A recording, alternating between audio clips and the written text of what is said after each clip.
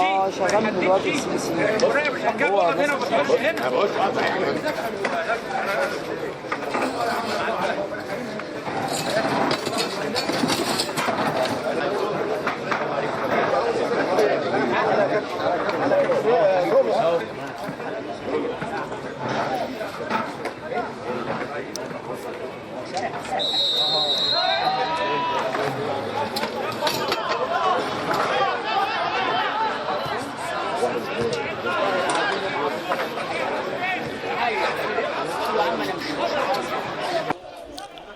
رمي التماس احمد ثروت تاني لجمهوريه شبين في نص الملعب. احمد بيلف حركه دائريه في نص الملعب في محاوله كده، وفي مساحات ضيقه جدا على لعيبه الفريقين، وفي بيتحرك تحرك عرضي رائع من احمد الشيخ.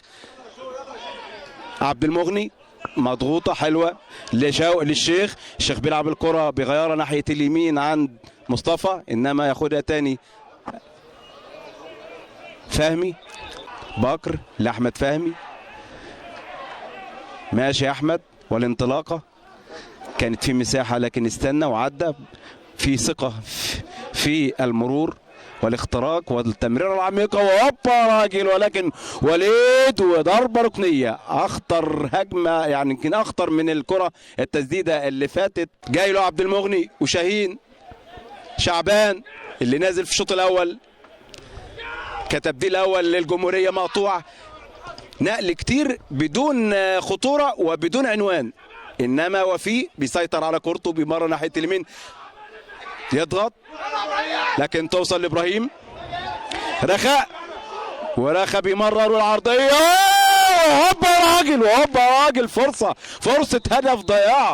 هدف ضياعه ومعاه تنطلق صافره الحكم الدولي كابتن فهيم عمر ليعلن نهايه احداث الشوط الاول، مع فرصه الضائعه للفريق الطنطاوي اللي كان بيحاول يختتم احداث هذا الشوط بهدف في الزاويه العليا اليمنى للحارس وليد توفيق، لكن انتهى الشوط بالتعادل السلبي بدون اهداف واستراحه قصيره. وسنعود مره اخرى لنقل احداث الوصف التفصيلي للشوط الثاني من ملعب نادي طنطا. فإلى اللقاء مرة ثانية. سيداتي سادتي، أهلا وسهلا بكم عبر شاشة القاهرة، حيث يسعدنا نلتقي معكم لأحداث الوصف التفصيلي للقاء طنطا والجمهورية أشبين. انتهى الشوط الأول بالتعادل السلبي بدون أهداف، ونازل اللاعب رقم 18 عبد الرحمن محمد. وبدأت أحداث الشوط الثاني. محمود لعيسى دايما بيميل ناحية الشمال عند وفي تاني لعيسى، استنى وفي لمحمود بكر تاني لعيسى بيحاول يتقدم على مقربة كده من نص الملعب، بيستخلص الكرة لنفسه. منصور وعمر مقطوعة وفي فاول فهمي جنبه شوي، انما مقطوعة من محمود عبد المغني. فاول محمد خفاجي. بكر عيسى منكلة ضغط عليه ثروت، انما يكمل على طول امامية طويلة من محمود بكر لعبد الله المصري. عبد الله حسام يرد بره الملعب. ابو رايه بيتحرك لعبد المغني. محمود عبد المغني، ابو رايه المؤثره، وليد لبكر، لمسه والثانيه الوان تاتش باص على طول بينفذ. بكر بيبدا يمرر لمحمد علي. محمد علي داخل منطقه بيحاول، انما في فاول يدوب على حافه منطقه الجزاء. هل يا ترى المره دي خفاجه هيروح؟ لا ما راحش والله. من احدى البقاع السحريه اللي موجوده، احد المحاور الخطيره اللي على يدوب كده على خط منطقه الجزاء لمرمى وليد توفيق حارس مرمى الجمهوريه. حياة بشري مكون من 2 لاعيبه من الجمهوريه، مكمل بكر ومكمل عيسى ومكمل خفاجي وليد حسن وحشد هجومي كثيف من لاعيبه نادي طنطا، اتلعبت قصيره وبشماله وهدف رائع يا ولد يا لعيب. الله الله الله الله، هدف صاروخ ماركه مارادونا النيل طاهر ابو زيد على حافه منطقه الجزاء، يسدد على طول في مرمى وليد توفيق اللي فاجئ بيها وكانها رصاصه مدويه، قنبله انفجرت في شباك الجمهوريه لتضع اقدام الطنطاويه في اجواء اللقاء بهدف رائع من محمد خفاجي. الكابتن وفيق فرج نجم نادي طنطا. كابتن وفيق النهارده ماتش صعب جدا وفوز حقق بصعوبه، ايه يا ترى ايه السر رغم ان البعض كان مفكر يعني ان جمهوريه شبين ده فريق يعني هيكون صيد سهل؟ والله احنا بسم الله الرحمن الرحيم. الاول احنا كلنا كنا عارفين ان فرقه جمهوريه شبين فرقه محترمه، هي لطشت معاهم اخر ماتشين ثلاثه، انما هم كانوا ماشيين كويس قوي في بدايه الدوري، بس حصل عندهم تغيير في الجهاز الفني، طبعا ده بيديهم روح معنويه ودفعه قويه جدا، فالناس هم نازلين بيدافعوا باستماتة. احنا الشوط الاول ضيعنا جوان كتير، طبعا هم فرقه محترمه وجمهوريه شبين معروف ان هي من الفرق اللي بتنافس وكان لها باع كبير في الدوري الممتاز، فاحنا كنا عاملين حسابها والحمد لله. احنا يعني الكابتن دخل من قال نهدى يا رجاله واحنا ماشيين كويس وان شاء الله هنجيب، وفعلا هدوء اللعيبه ده هو اللي وصلنا ان احنا الحمد لله قدرنا نجيب جون، والحمد لله وشكر الله. احنا المكسب ده بيريحنا كتير جدا، بيخلينا في ظهر البلديه بعيدنا عن الثالث والرابع بفرق كبير، ده بيدينا ثقه وبيدينا بعد كده ان احنا نلعب مباريات قويه بعد كده ومفيش ضغط علينا، والحمد لله احنا بنحمد ربنا وبنشكر النادي على الحاجات اللي عاملينها لنا والحمد لله وشكر الله. شكرا. معنا الكابتن عصام شعبان المدير الفني لنادي جمهوريه شبين. كابتن عصام، قدمت مباراه كويسه جدا وكنت قريب جدا من التعادل والنقطه اللي انت كنت بتلعب عليها، لكن بصراحه نادي جمهوريه شبين ما قدرش يحافظ على المستوى او الهدف اللي كان مسعى عليه هو ايه؟ نقطه التعادل. لا هو حضرتك مش يعني الاول انا بحمد ربنا وبشكره على النتيجه وبشكر اللعيبه على الاداء جدا النهارده، لكن انا برضو ما بلعبش على تعادل، بدليل ان انا جالي فرص وجالي فرص اجوان، لكن انا كل الحكايه ان احنا برضو في الوقت ده قوي الماتشات في ضغط ماتشات، في ظروف نفسيه اللعيبه بتمر بيها، خساره من فرق يعني بسكور، خساره يعني حاجات غريبه بتحصل لنا. الماتش اللي فات احنا يمكن مطرود مننا 1 و5 كور في العارضه، حاجه غريبه برضو. فاللعيبه يعني الشق النفسي ده عندنا مهم جدا، احنا بنعاني منه دلوقتي وده اللي بنحاول نخرج فيه اللعيبه منه يعني. طبعا النهارده برضو في ظروف الماتش، انت حضرتك اول الشوط الاولاني فيه اصابتين 2 في ركب، في دي حاجه برضو حاجه غريبه بتحصل، يعني بنتعامل معاها على قد المعطيات وعلى قد الظروف وعلى قد الخامه اللي موجوده عندنا في الفرقه، لكن الحمد لله انا ما بلعبش، انا بلعب على مش انا بهاجم وبدافع، بدليل ان انا ليا اكتر من كوره بعد في ال10 دقائق الاخر اجيب جون، يعني ما بلعبش دفاع بس. وفي الشوط الاولاني نفس الحكايه، فالحمد لله. لكن انا بشكر اللعيبه جدا على الاداء النهارده وبقول الحمد لله يعني. بس انا عايز اللعيبه اهم حاجه، احنا كنا محتاجين النتيجه استعاده الثقه في الثقه. انا بقول لحضرتك يعني احنا محتاجين ان احنا يعني اللعيبه تستعد ثقتها في نفسها تاني وانا بهنيهم مره ثانيه وثالثه على الاداء النهارده، وبدلك في النتيجه يعني ان شاء الله باذن الله متعوضه باذن الله. شكرا. معنا الكابتن مصطفى عبد الفتاح المدرب العام لنادي جمهوريه شبين. كابتن مصطفى، قدمت مباراه كويسه جدا ولكن التوفيق لم يحالفكم في اخر 10 دقائق، طنطا حققت الهدف وال3 نقط، تقول ايه؟ والله انا بشكر اللعيبه بتاعتنا، ادينا اداء كويس، احنا طالعين من 3 هزايم ورا بعض، مؤثره طبعا على نفسيه الفرقه، برضه مدينا خوف نلعب فرقه كبيره زي نادي طنطا في ملعبها، فبنحمد ربنا على كل شيء وان شاء الله الجايه يبقى احسن. راضي عن الاداء والنتيجه؟ طبعا راضي عن اللعيبه وبشكرهم كلهم ان عملنا جيم كويس النهارده، بس هي النتيجه الحمد لله، ربنا رايد لنا حاجه حلوه ان شاء الله نشوفها الايام الجايه ان شاء الله. انت كنت بتلعبوا خطه دفاعيه محكمه، هل الهدف الخروج بالتعادل؟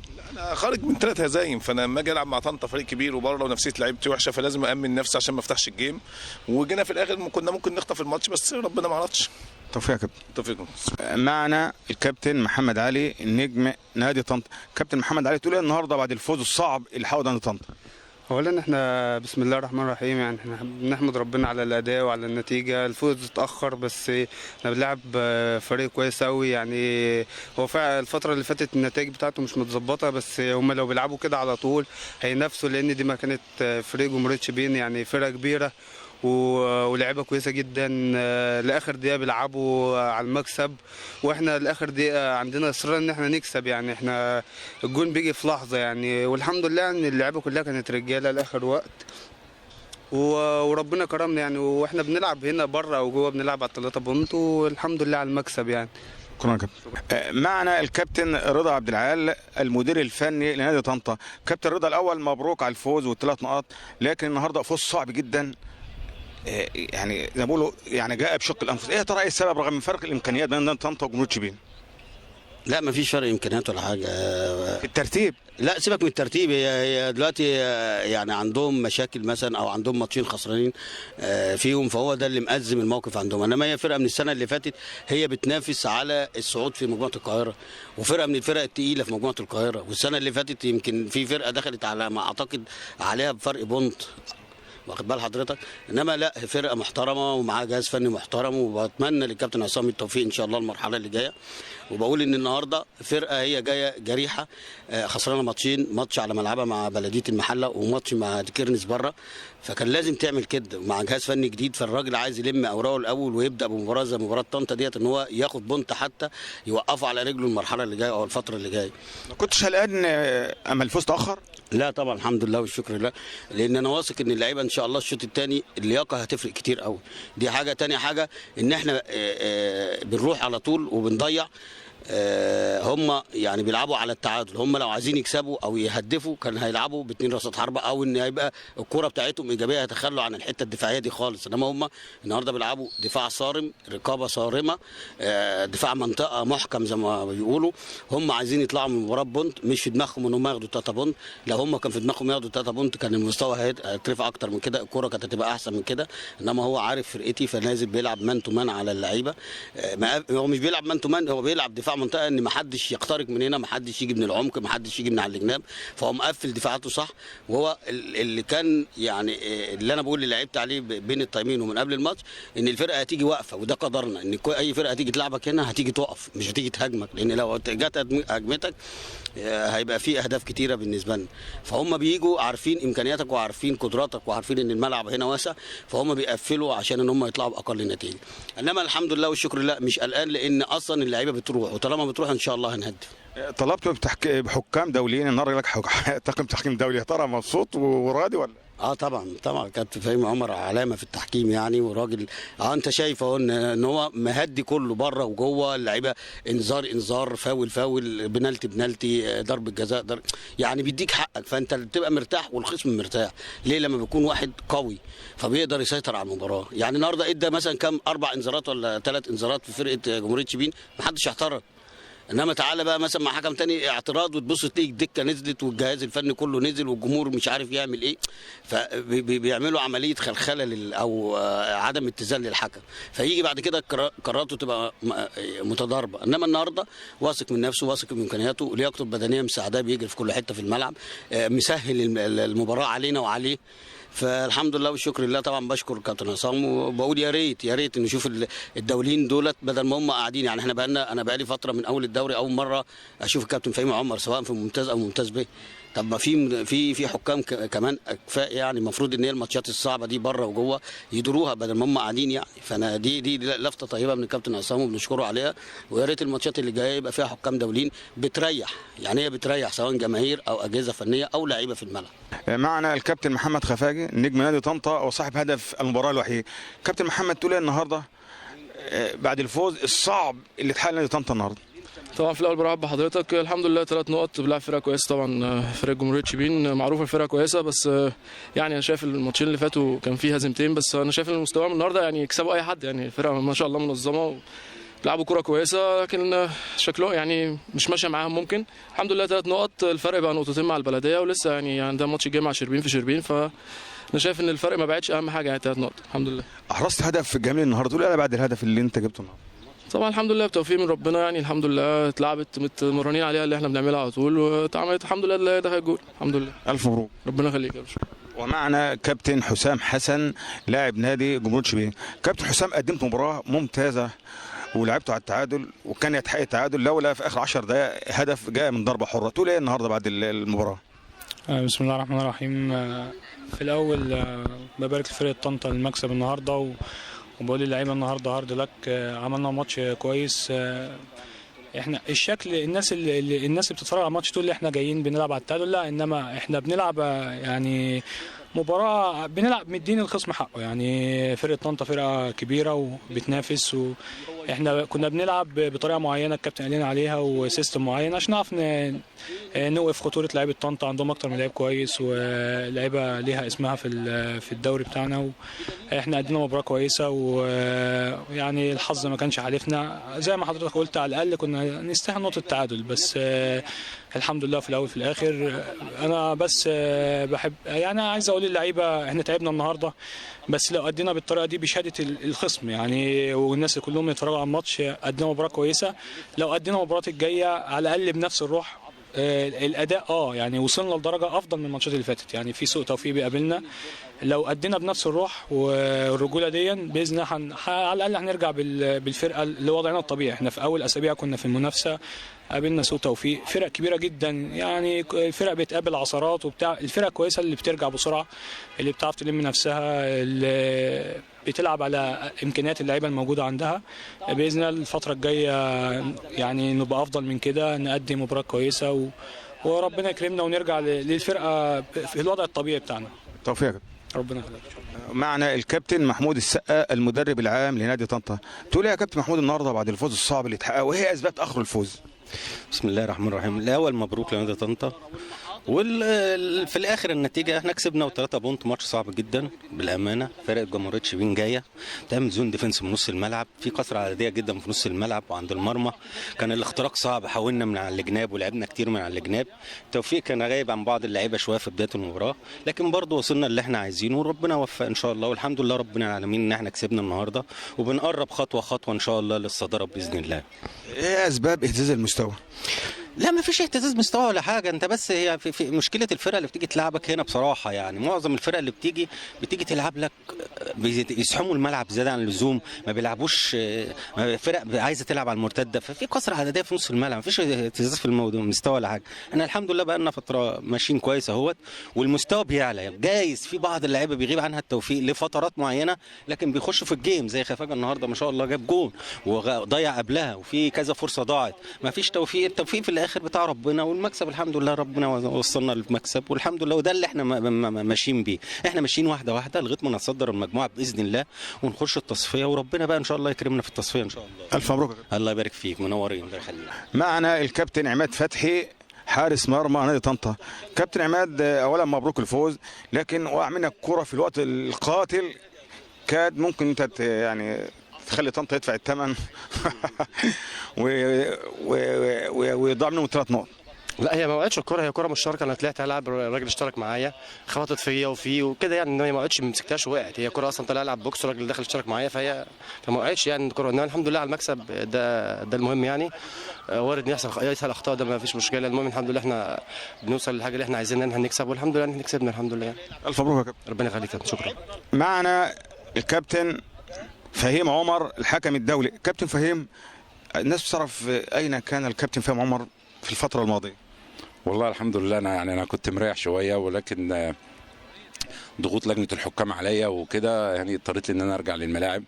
بشكر لجنه الحكام وكابتن عصام عبد الفتاح وكل لجنه الحكام الرئيسيه، لان احنا كنا عايزين ندي يعني فرصه للجيل الجديد من الحكام الصاعدين، ربنا ان شاء الله يوفقهم في الماتشات كلها باذن الله. لكن الكابتن عصام كلمنا وقال ان انا محتاج خبراتكم لوسط الحكام، واخد بال حضرتك. فاضطرينا ان احنا نتمرن تاني، انا والكابتن سمير عثمان ونعمل اختبار ونرجع، عشان يعني ايه، عشان اخواتنا الحكام الصغيرين الصاعدين يعني يستفادوا من خبراتنا السابقه لينا اللي احنا استفدناها من الحكام اللي سبقونا، بدايه من الكابتن جمال الغندور يعني لحقناه في التحكيم، والكابتن رضا البتاجي والكابتن ناصر عباس وكابتن عصام عبد الفتاح، هو من جيلنا ولعب معانا فتره طويله، وجاء علينا احنا الوقت ان احنا ندي خبراتنا للحكام الصاعدين ونسلمهم رايه التحكيم ويستفادوا من الخبرات اللي احنا خدناها في الملاعب. ونتمنى نكون عند حسن لجنه الحكام وحسن ظن الجماهير والمدربين واللاعبين والنقاد الرياضيين بينا ان شاء الله. ايه اسباب الابتعاد ثم الرجوع؟ لا هو ما فيش اسباب ولا حاجه، وانت عارف حضرتك انت لما تستبعد من القائمه الدوليه بتبقى خلاص يعني انت عملت كل حاجه في التحكيم. فما كان يعني داعي ان احنا نكمل، وخاصه ان انا على المستوى الشخصي فاضل لي يعني نص الموسم والموسم اللي جاي، فكان الواحد عايز يريح لان الواحد بقى له مثلا اكتر من 35 سنه بيتمرن. انا بتمرن من وانا في مدرسه الكوره، فكنت محتاج ان انا بقى اريح شويه وكده. لكن الضغوط اللي كانت على الواحد وحب الناس وحب الجماهير وحب الاعلام والمدربين ولجنه الحكام الاول وزمايلنا الحكام الصاعدين، الواحد كان بيسمع منهم كلام يعني. ده اللي كان دافع قوي جدا ان انا ارجع للتحكيم تاني، وان انا اكمل الفتره اللي باقيه لي في التحكيم، واتمنى ان انا اادي رساله كويسه بصراحه. هل في اختلاف بينك وبين الكابتن عصام فتاح؟ اكيد الكابتن عصام عبد الفتاح اخ اكبر، واكيد ما يعني احنا عندنا مشكله في مصر ان احنا لما حد بيختلف مع حد بيفتكر ان هي دي النهايه، لكن هي مش النهايه. وانت بتختلف في وجهات النظر، لكن يبقى الود ويبقى الاحترام المتبادل بيني وبين الكابتن عصام عبد الفتاح. هل ما زلت متاثر بمذبحه بورسعيد؟ لا انا اكيد طبعا اي حد في مصر متاثر بمذبحه بورسعيد، لكن انا الحمد لله يعني يا رب العالمين انا راضي على اللي انا قدمته في المباراه، وما اعتقدش ان انا ظلمت حد، وهي دي سنه الحياه وهي دي القدر. وانا مش يعني اكيد متضايق لان انا بشر يعني، واكيد ان انا اب متضايق على كل حد راح في مباراه بورسعيد، لان ده شيء طبيعي يعني. لكن الحمد لله قدر الله ما شاء فعل، وخاصة ان انا يعني فقدت في يوم من الايام بنتي يعني، فاكيد انا حاسس بكل اب وكل ام في احداث بورسعيد. تعرضت للظلم ومن وسائل الاعلام بعد المذبحة؟ والله وانا يعني تعرضت لبعض الظلم اعلاميا، وبرضه في ناس وقفت معايا اعلاميا يعني وقف معايا الاستاذ ياسر رزق، وقف معايا الاستاذ عصام شلتوت، وقف معايا الدكتور ياسر ايوب، وقف معايا ناس كتيره جدا محترمين، وفي ناس بقول لهم ربنا يسامحكم. وخاصه الاخ اللي اسمه علاء صادي ده انا ما بحبش انطق اسمه، هذا الشاذ واللي راح قناه شاذه زيه. علاء صادق شخصيه يعني عارف انت اللي المفروض يتردم من فوق اعلى جبل، بيتكلم على اللي انضف منه واللي احسن منه واللي اشجع منه واللي اجرأ منه. هو مازال في نظري حيوان عايش في بلد بتتحدى مصر ام الدنيا. علاء صادق كلب من كلاب المجتمع، راح للي هو يسواله. ما عنديش رد، وكويس ان انت حضرتك قلت لي كده عشان انا اقدر ارد عليه، لان هو ماسك طبله في القناه الخنزيره الجزيره. وهرب لقطر. ما هو هرب، راح لامثاله اللي هم زيه مثله في كل حاجه، وكلام مفهوم. كابتن فهيم، هل ممكن ان ترجع تاني تحكم ماتشات الاهلي؟ انا قادر ان انا احكم اي مباراه ان شاء الله باذن الله، ما عنديش خوف من اي حاجه، وكل شيء في ايد لجنه الحكام مش في ايد فهيم. علاقتك ايه بجمهور الاهلي؟ انا ماليش علاقه بجماهير. يعني بعد المذبحه دي بيقابلوك في الشارع بيقولوا لك ايه؟ هل بتعرض مثلا لنقد لتعليقات؟ لا انا ما اكيد طبعا انت في ناس بتشكرك وفي ناس وده طبيعي يعني. انت راجل تعرضت للعمل العام والعمل الجماهيري، ولازم تتقبل كل النقد ان كان نقد في حقك او نقد ضدك يعني. كلمه بقى يا كابتن في الاخر توجهها لجمهور مصر بصفه عامه وجمهور المصري والاهلي بصفه خاصه. لا انا بوجه كلمه لجمهور مصر، بقول لهم ان الكوره وحشه من غيركم، اتمنى ان انتوا ترجعوا تاني. لجمهور مصر عامه بغض النظر عن اهلي زمالك كاس مصري اتحاد، الكوره في مصر من غير جمهور وحشه جدا.